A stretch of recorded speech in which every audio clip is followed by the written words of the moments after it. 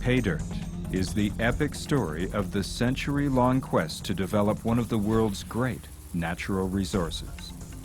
Beyond the fact that it's an enormous potential resource, it's also a place where we can scrutinize what we think of when we think about energy. It is the story of human ingenuity and technology working against the clock to satisfy the world's increasing thirst for energy. Maybe in the 50 years from now, wind turbine will be the most efficient and the most environmental way for energy.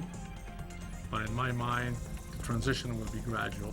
There is not going to be one silver bullet. There is not one single thing that we can do that will, immediately transform the way we move ourselves around the planet.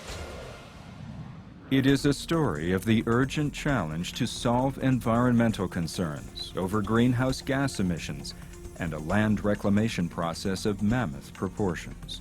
How much of an impact can we impose on that system before we may see irreversible ecological effects? I think the oil sands are key, not only to Canadian security, but they're an important part of the United States energy security for the future. We get 40% of our energy from oil worldwide, and more importantly that 95% of our transportation system runs on oil, and that we don't really have a viable alternative.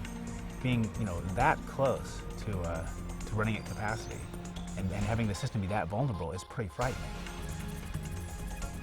I don't think I ever expected it to be as extensive as it is today, but in our minds we would be moving ahead with an incredible valuable resource, not just for Albertans, but basically for North Americans. In a world where wars are fought for oil and known resources are increasingly less secure, the degree to which development of the oil sands succeeds or fails will affect our future.